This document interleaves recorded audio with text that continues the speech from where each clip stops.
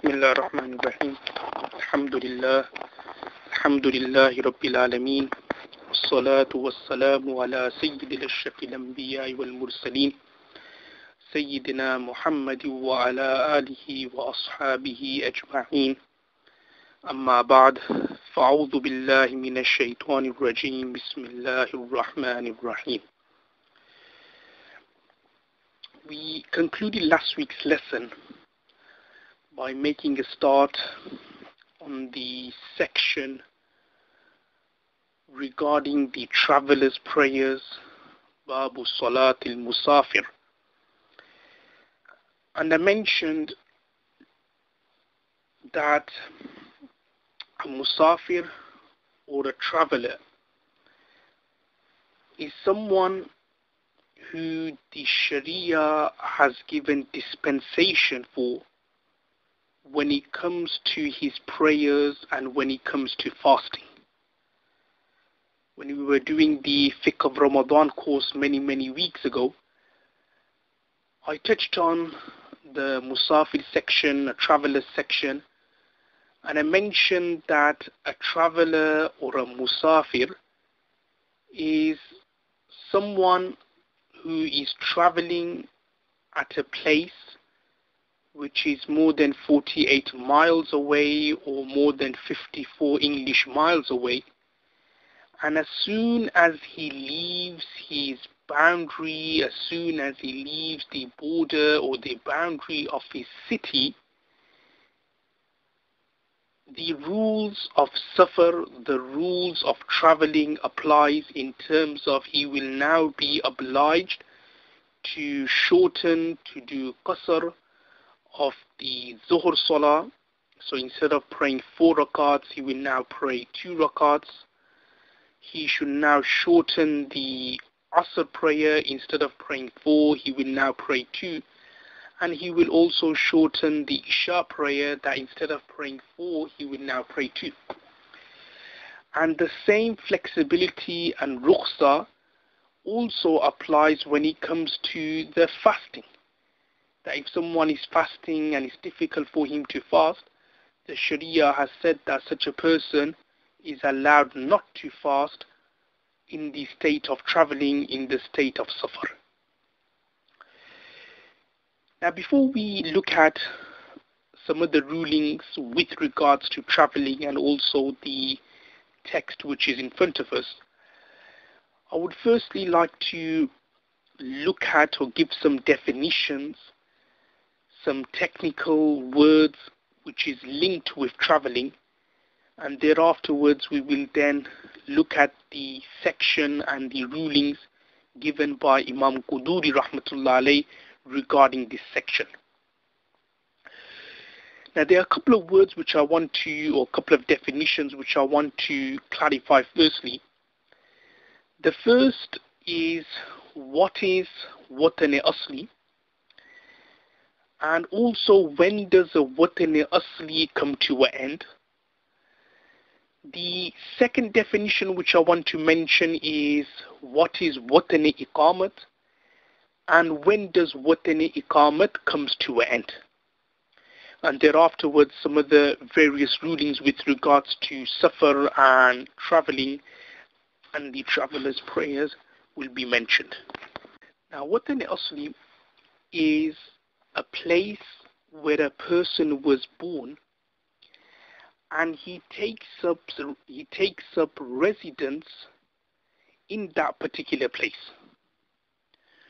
Or a person was born somewhere else, but he then makes that place his permanent place of residence. He then assumes that place to be his permanent maqam, his permanent place of staying and residence, then that particular place becomes a Watan Asli.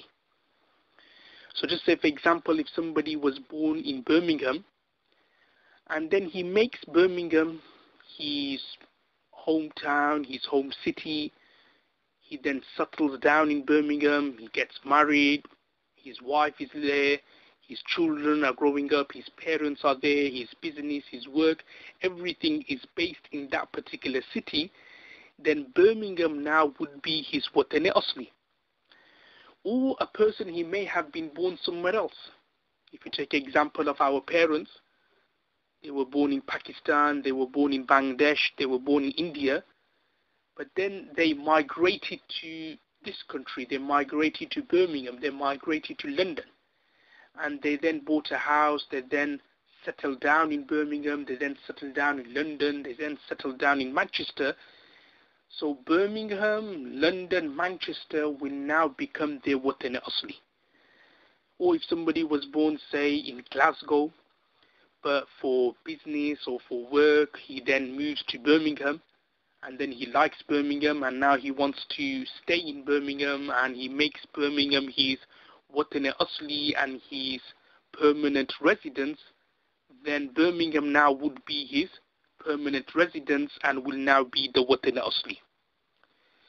So that is the definition of Watan Asli. It's a place where you are either born and then you take up residence there, or you were born somewhere else but you make that particular place or town your permanent residence.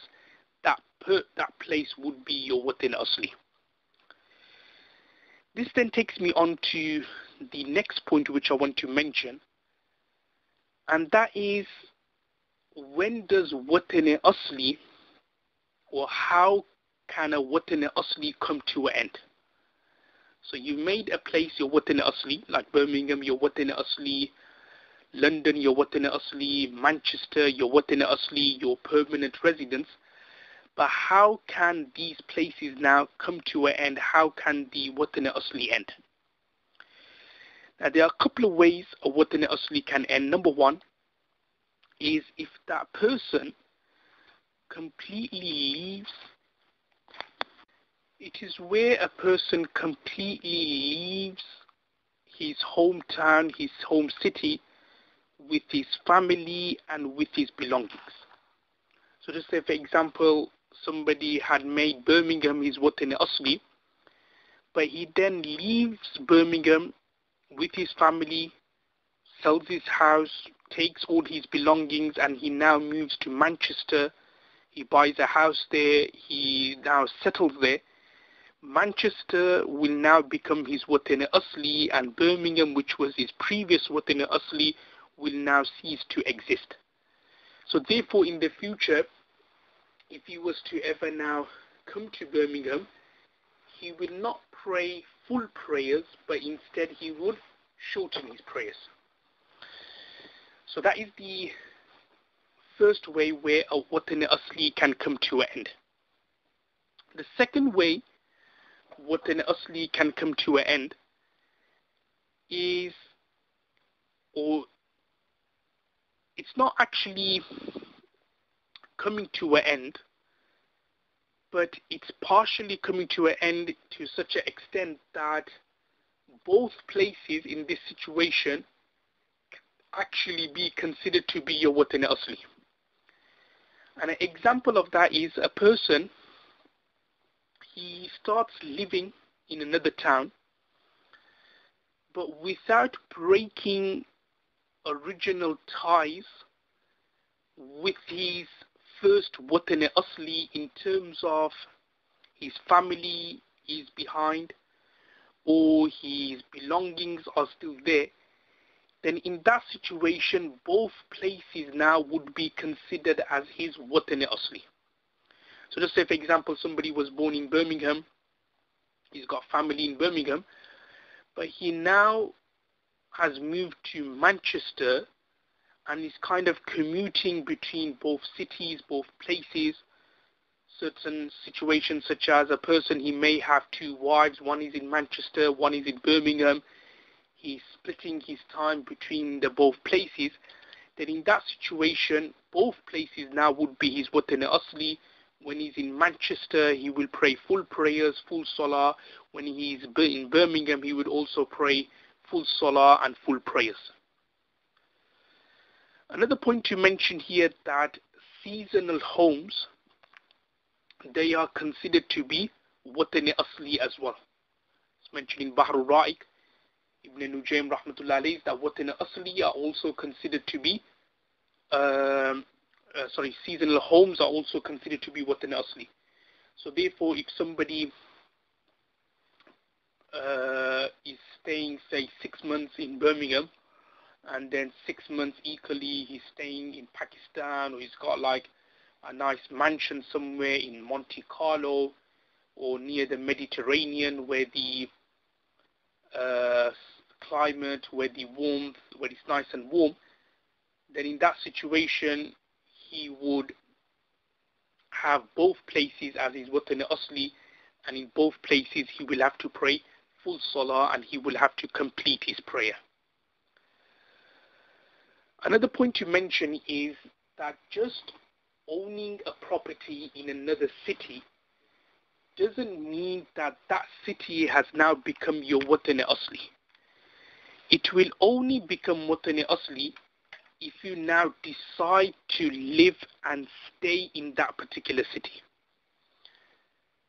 So just for example, somebody is based in Birmingham, but there's some good deals in terms of property in the north. So he goes to, say, Manchester or Bury, and he buys a house very cheaply. Now, that house which he has bought in Bury or in Manchester, it doesn't mean that Manchester and Bury has now become his Watan Asli. No. Unless he now decides to move to that property which he has bought in Manchester and Bury and starts living there, only then that place would be his Watan Asli. Anything before that would not be his Watan Asli. So that is the definition of Watan Asli and when Watan Asli would come to an end. Another point to mention here, the second point, is what is Watan Iqamat and how would Watan Iqamat cease to exist. Now, Watan Iqamat is basically a place where the musafir, where the traveler, intends to stay there for 15 days or more. So a person, he's gone to, so say he lives in Birmingham, and he's now gone to Manchester, and he's gone to Manchester with the intention of business, with the intention of work, with the intention of marriage, other reasons, and he's now plans to stay in Manchester for 15 days or more. Now, in that situation, that place, that Manchester, would now be his Watan Iqamat. Now, one of the conditions of Watan Iqamat, or for a place to be considered a Watan Iqamat, is that that place has to be habitual.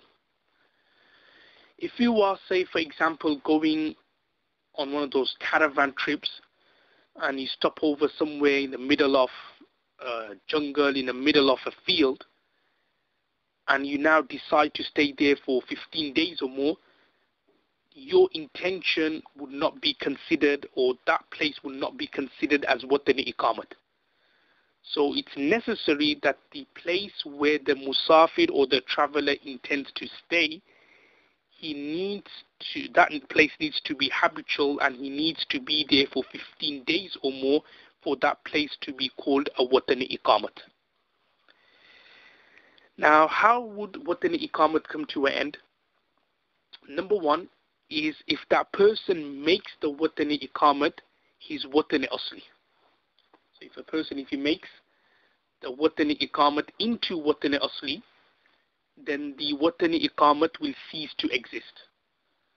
So what I mean by that is, just say, for example, if somebody went, Birmingham was his initial hometown, his home city, he now moved to Manchester. Initially he was there temporarily for a bit of work. His intention was there to remain there for a month, but then he likes that place and he then decides to make Manchester his Watan Asli. So now this Manchester, this place, was Watan Iqamat before, but now when he intended to make that his Watan Asli and his permanent residence, Manchester would now be his permanent residence. A second way Watan Iqamat can cease to exist is if somebody makes another place his watan iqamat. Now keep this principle in mind, that you cannot have two watan aslis, but you can have, you can have two watan aslis, but you can't have two watan iqamats. So you can have two watan aslis, as I mentioned before, like seasonal homes, or a person's got two wives, one is in London, one is in Birmingham, and he's spending he's splitting his time between the two places. So these two places can be your watan asli. However, watan iqamat, so you can have two places as watan asli, but you cannot have two places as watan iqamat.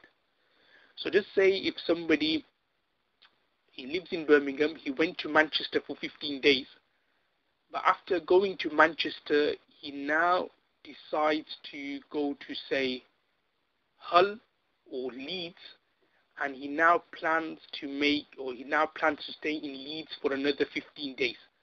So what would now happen is Manchester, which was his watan iqamat, will now cease to exist.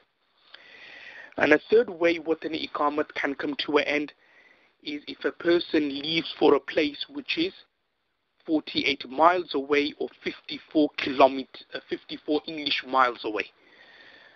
So again, if a person, just say Birmingham was his original watan asli, his hometown, his home city, he now went to Manchester for business, he was there for 15 days or more, but now when he leaves Manchester and say goes to a place which is more than 54 miles away, so just say from Manchester he now travels upwards to Newcastle, so soon as he reaches Newcastle, so Manchester will not be his watan iqamat anymore. Even though he may be going to Newcastle for a day or two, so when he now returns back from Newcastle back to Manchester, he will now have to make a fresh intention of watan iqamat, that he's going to be there for 15 days or more for that place to be watan iqamat. Now remember, those places which are watan asli, so we'll start off with watan asli. Whenever you return to your watan asli, you will have to complete your salah, you will have to pray full salah. So even though you may have been traveling before, but soon, so if Birmingham was your watan asli, so as soon as you arrive or reach Birmingham, you will now have to pray full prayers. Similarly, when you are in watan iqamat, when you are in a place where you made the intention for 15 days or more, so in that place you will have to pray your full salah, 4 rakats for dhuhr, 4 rakats for asr, 4 rakats for isha. You will also have to pray your sunnahs, the emphasized nature of the various sunnahs remain. It's only when a person is stopping over at a place for less than 15 days, or when he is in transit, that's when the rukhsa and the flexibility or the rules of safar apply, in terms of he is allowed to pray 2 rakats, to qasr, shorten his prayers for dhuhr, asr and isha, and he will be allowed to not to fast if the fast happens to be of the month of Ramadan. Now the next ruling which I want to mention is how many miles a person needs to travel before he becomes a musafir. Now in the books of hadith, it's mentioned that if somebody travels for 3 days or 3 nights, salasatu ayyam wa layaliha, then that person is a musafir, that person is a traveler. Now, what do we mean by 3 days or 3 nights? Nowadays, with various aircrafts which are at our disposal, we can travel the whole world within 3 days and 3 nights. So that will then mean that there will be no rules or no concept of safar and traveling. If we mean by 3 days in terms of foot, you'll get a different answer. If you mean 3 days by car, the miles are going to be different. So what do we mean by 3 days and 3 nights? Now the jurists and the scholars thereafter then went on to say that 3 days and 3 nights here means 3 days in terms of traveling by foot. And traveling by foot, most a person can do a day is 16 miles. Because you need to understand that a person is not going to be traveling 16 miles in one go. He's going to be taking some rest here and there. In particular, the Arabs, they were known for their siesta, they were known for their kaylula at Zuhr time. So they'll probably have a small nap and then they'll wake up and then they'll travel. Some may travel during the day, but then if you're traveling during the day, it tends to be hot. It's difficult to travel, you can do less miles. Some will travel during the night, you can do more miles. So approximately a person, when he travels by foot, he is able or capable of doing 16 miles a day. And over 3 days, it works out to 48 miles. So that's why the scholars have said that if somebody was to travel for 48 Islamic miles, Shari'i mil, then that person becomes a musafir and a traveler. Now this then takes me on to the next point here, is that is there a difference between the 48 Islamic miles and the English miles? Some scholars of the view that there isn't a difference between the Islamic miles and the English miles.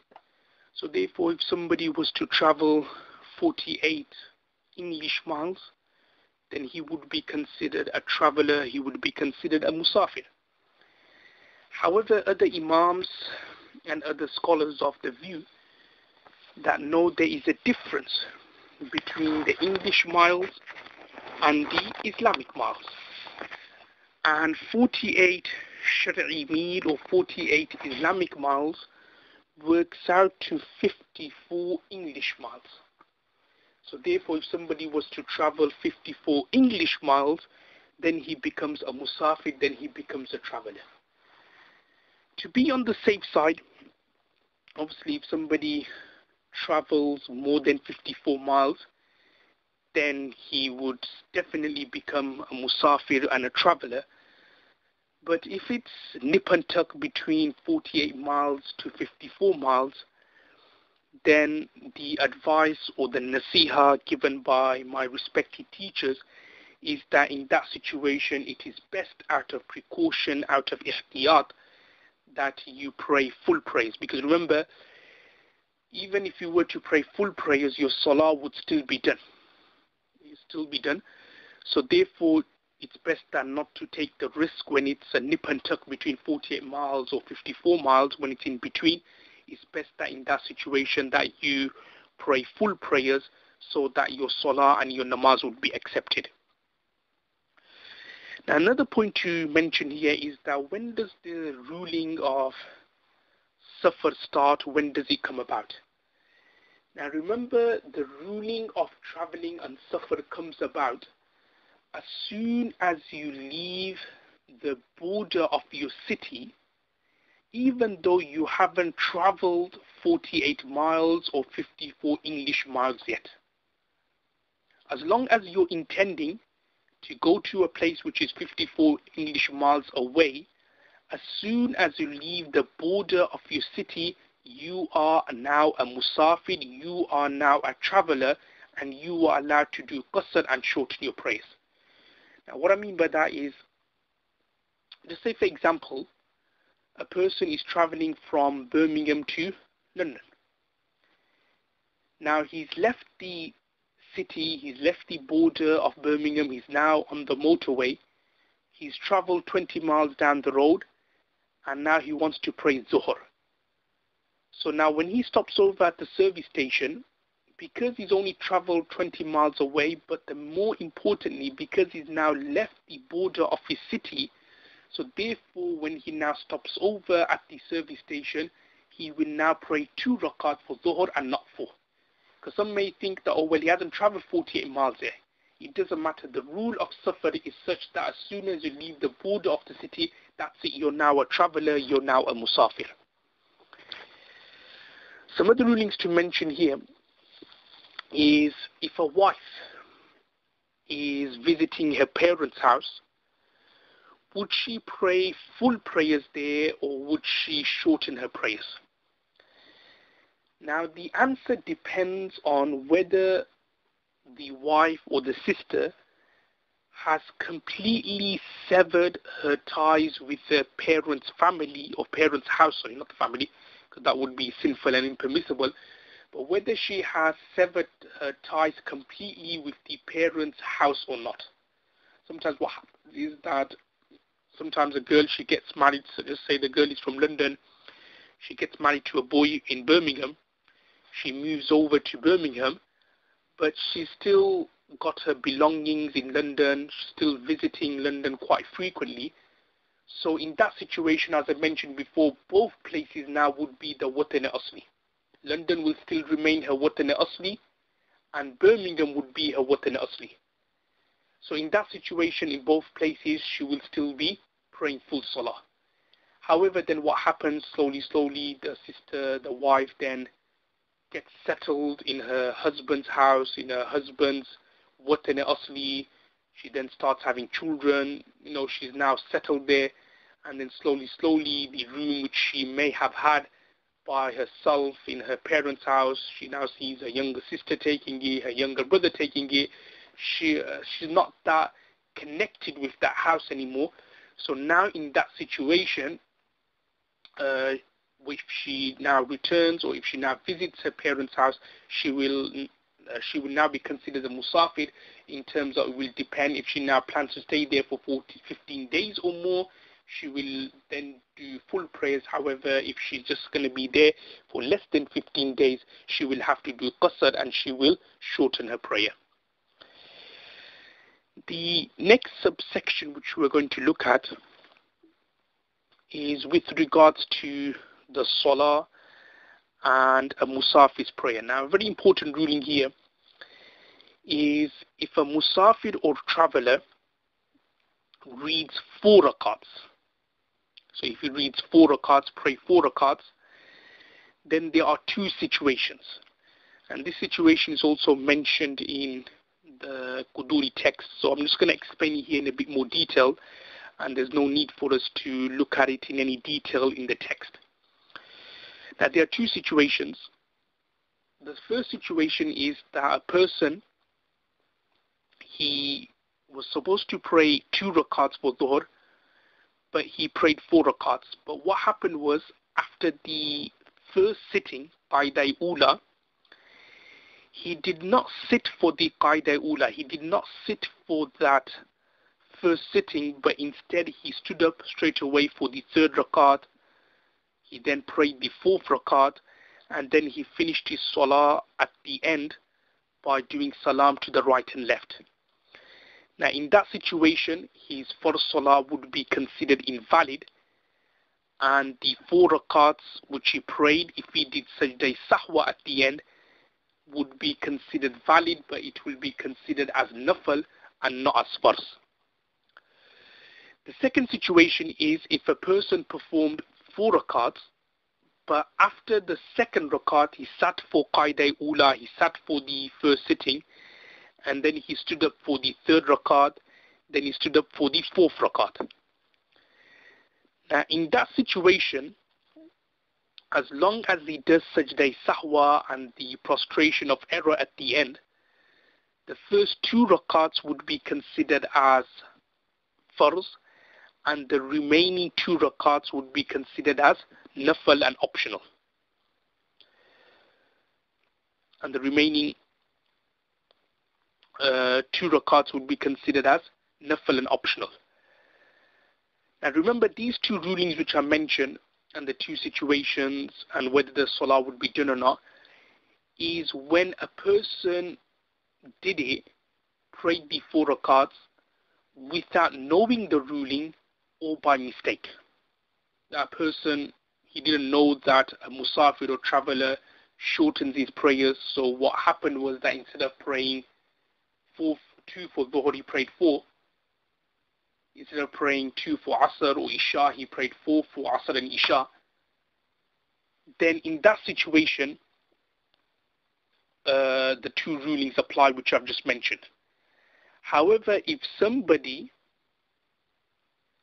knew the ruling, that knew that in the Hanafi fiqh that it is wajib to do qasr and shorten the prayers, but instead he prayed instead he prayed 4 rakats, in that situation his salah would not be done, would not be accepted, and it will be obligatory for him to repeat his salah and his prayers all over again. Because as I said before, that in the Hanafi fiqh, qasr or shortening the prayers is considered to be a wajib, something obligatory. So therefore it is a must, it is necessary that a person has to pray 2 rakats, has to shorten the prayers. If he intentionally prayed the 4 rakats for Dhuhr, Asr and Isha, then he will have to repeat the salah. The next ruling here is when a muqim is someone who is a local person, a resident, when he is praying behind a musafir, and similarly when a musafir is praying behind a muqim. Now remember, if a musafir or a traveler is praying behind a local imam, a muqim, the musafir or the traveler will complete his prayer. He will do itmam, i.e. he will complete his prayers. Even to the extent that if the musafir or the traveler breaks his salah, so he started the salah with the local imam, with the muqim imam, and whilst the salah was going on, he broke his salah, in terms of he broke his wudu, then in that situation it is also obligatory for him to pray 4 rakats qadha, or he will have to repeat 4 rakats when he returns back. The same rule also applies that if a musafir or a traveler joins the Jamaat late or joins as a masbook, it is also necessary for him to pray 4 rakats and not 2. So just say, for example, musafir, a latecomer, he missed 2 rakats and he only prayed 2 rakats behind the local imam. So after he prays 2 rakats, he can't do salam to the right and left and say, well, I've done my 2 rakats. No. The main reason why is because you are praying behind the imam. You've connected your takbir tahlima with the imam. So if the imam is praying 4 rakats, it is now obligatory for you to also pray 4 rakats as well. Now the next ruling is, how would a muqim, so local person, pray behind a musafir? Now this is a very important ruling. A muqim, so just say a musafir or a traveler, he's leading the Zuhr prayer. He prayed 2 rakats, and after 2 rakats he's done salam to the right, assalamu alaikum wa rahmatullah, and he's done salam to the left, assalamu alaikum wa rahmatullah. The muqim, the follower who happens to be a muqim, he should not do salam with the musafir imam. He should now stand up and complete the 2 rakats. Now this is important. He will complete the 2 rakats as a lahiq, i.e. he will not recite anything behind the imam.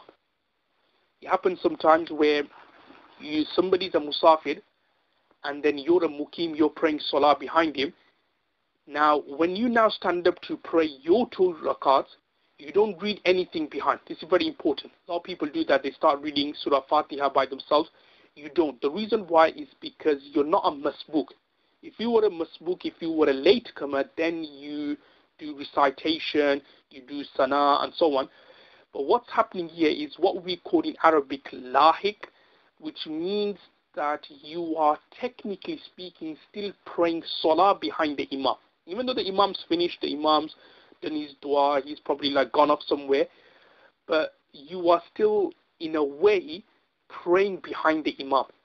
So because of that reason, you don't pray or recite anything, as you know the ruling that to recite anything behind the imam is makruh tahrim, is severely disliked, so you won't read anything behind the imam.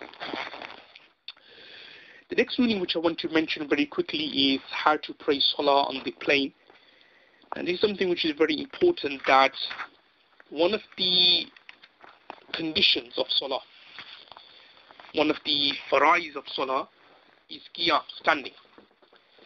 And this particular obligation of Allah subhanahu wa ta'ala is only uplifted, is only removed from a person if he happens to be ma'zur, if he happens to be excused in terms of illness, in terms of other kind of disability.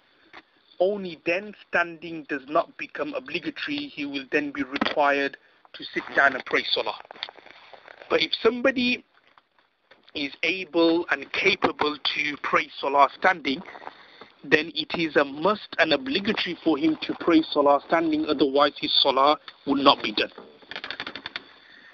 Now this takes me on to this ruling about praying salah on the plane. Now remember, when you pray salah on the plane, remember, being in a plane or being on a plane, that is not an excuse for you to omit the standing position of salah. So being on a plane, that is not an excuse, shall I say, of missing out qiyam. Because what happens, a lot of people, they do this, and this is very, very common. You see them, in particular, when you're traveling for Hajj, when they're going for Umrah, they're doing something good, going for Umrah, going for Hajj. You don't want to make your salah qadha. So what happens, people, they just like pray sitting down. In the sitting position, they will pray their Zuhur, they will pray the Asr, and think, oh, mashallah, my salah is done. Actually, it's not done. Because, what I'm trying to say is that traveling is not a udhr from Allah subhanahu wa ta'ala. It's not like an illness or an excuse from Allah which has actually absolved this person from standing. It's what we call a man-made issue. And man-made issues or reasoning cannot be used to absolve a person from obligation or something which is compulsory, like standing in salah. Now what I'm trying to say is that even when you are on the plane, you have to look for a space on the plane where you can pray salah standing up, and your salah would be done. If somebody prayed sitting down for some reason or for some other issues, other kind of issues which we can't really go into now, then, and he had to pray salah sitting down, then obviously he will have to pray salah sitting down because he's got no other options. But then afterwards he will then have to do qadha of the salah when he now gets off the plane. So if he was on the plane, he prayed Maghrib sitting down, he prayed Isha sitting down. Now when he now gets off the plane, he will now have to repeat those salahs which he prayed sitting down on the plane. Now we're just going to very quickly look at the text in front of us. The first text which Imam Quduuri rahmatullah mentions, as-safar alladhi yataghayyaru bihi al-ahkam, that safar or traveling which alters and changes the ahkam and the ruling. And the ahkam here means in terms of praying 4 rakats for Dhuhr, Asr and Isha now becoming 2 rakats, the obligation of fasting in the month of Ramadan now being changed and altered, and you're now not fasting, or you have the flexibility of not fast, is when a yaqsud al-insan mawdi'an baynahu wa bayna al-maqsad masirata thalathati ayyam, where a person intends to travel to a place which is more than 3 days away. Masirata thalathati ayyam, i.e. which is a distance of 3 days away. Again, I've already explained what we mean by 3 days and what the jurists have categorized 3 days to. بِسَيْرِ الْإِبِلْ وَمَشِّ الْأَقْدَامِ, according to the traveling or according to the pace of a camel, وَمَشِّ الْأَقْدَامِ, and on foot. He then goes on to say that وَفَرْضُ الْمُسَافِرِ إِنْدَنَا فِي كُلِّ صَلَاةٍ رُبَاعِيَّةٍ رَكَعَتَانِ, that a musafir, someone who's a traveler, what will now happen is that for every 4 rakat salah, so for his zuhr, for his asr, for his isha, raka'atan, he will now pray 2 rakats. وَلَا يَجُوزُ لَهُ الزِّيَادَةُ عَلَيْهِمَا, and it's not permissible for him to pray more than 2 rakats. So he can't say, oh no, I want to pray Dhuhr 4 rakats, I've got plenty of time on my hand. No, he will have to pray only 2 rakats. And there afterwards, I then went on to mention in the notes I've already mentioned that if somebody did pray 4 rakats, what would happen to his salah? We've already mentioned that before. The next text, Imam Quduuri Rahmatullah then goes on to say, وَمَنْ خَرَجَ مُسَافِرًا, that when a person, when he leaves as a traveler, صَلَّى رَكَعَتَيْنِ, he will start praying the 2 rakats, he will start doing the qasr, إِذَا فَارَقَ بُيُوتَ الْمِصْرِ, as soon as he leaves the boundary of the city. As I've already explained, that you don't wait until you travel 54 miles before you start doing the qasr, before you start shortening the prayers. As soon as you leave the boundary of the city, that's it, you can now start doing qasr and start shortening the prayers.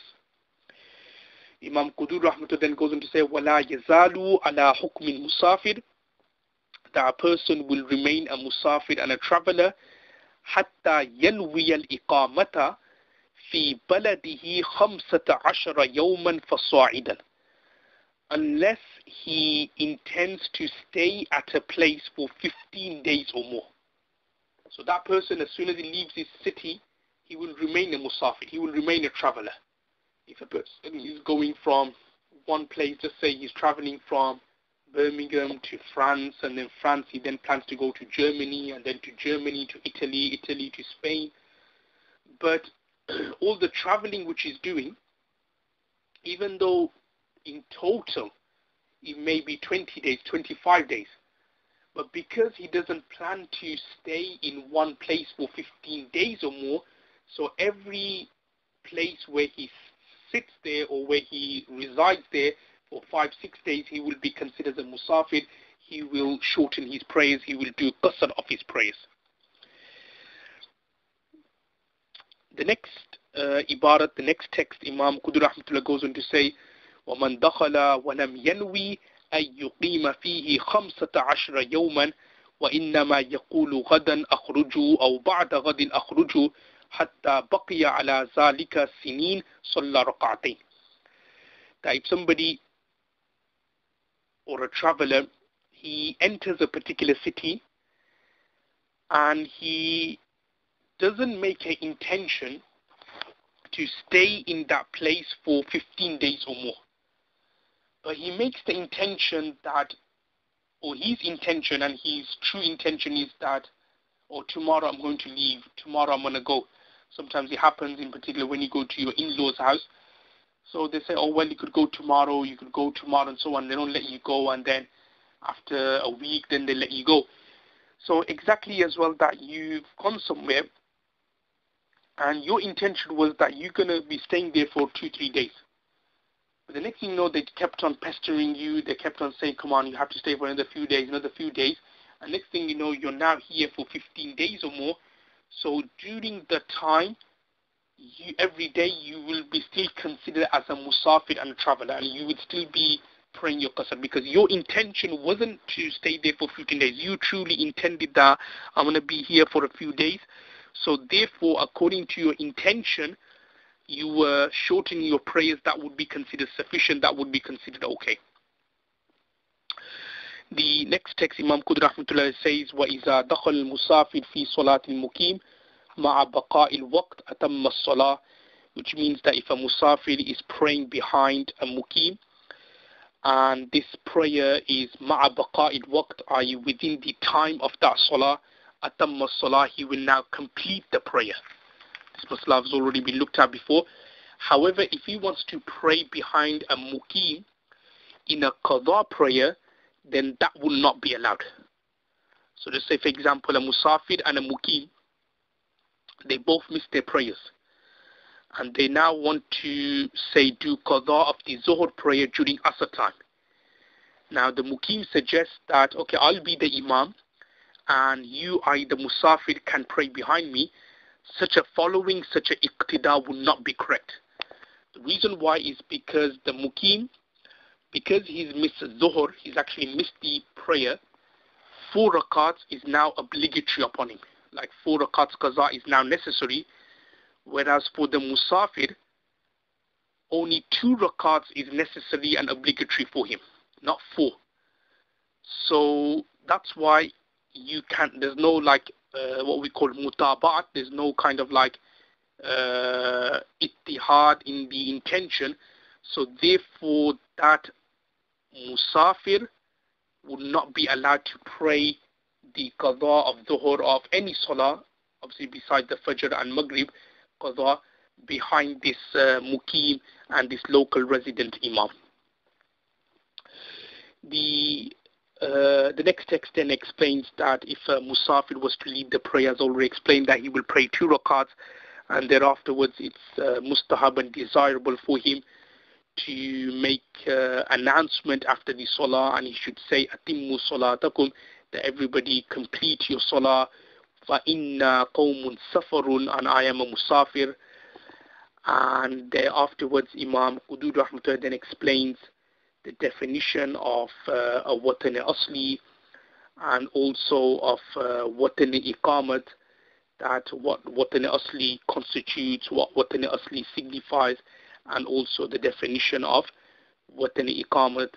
And then lastly, this particular section finishes off by mentioning this very famous ruling that according to Imam Abu Hanifa rahmatullah alayh, the flexibility of qasr applies to a person whether his journey is for a good purpose or whether it's for a bad or an evil purpose.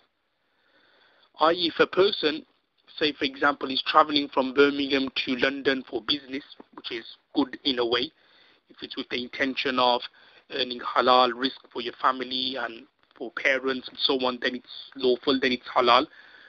Or if he's traveling to Manchester for studying, for talabul ilm, or for other kind of good reasons, then that traveling is considered to be a pious travel, a pious or a religious travel.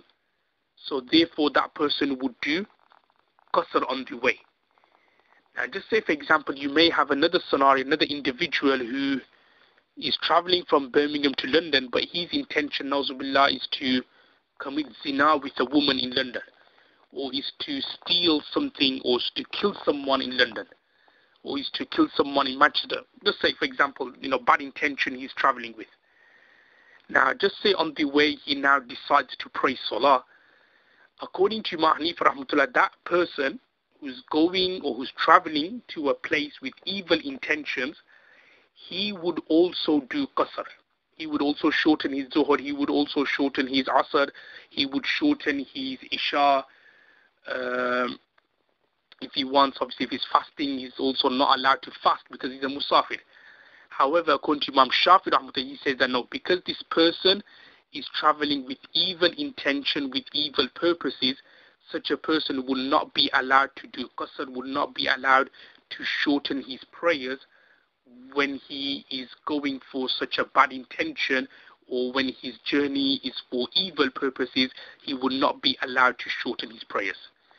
And one final ruling which I want to mention, which is not mentioned in the book, common question here is that a traveler or a musafir, we've already mentioned that he will pray 2 rakats, he will do qasr for dhuhr, asr and isha.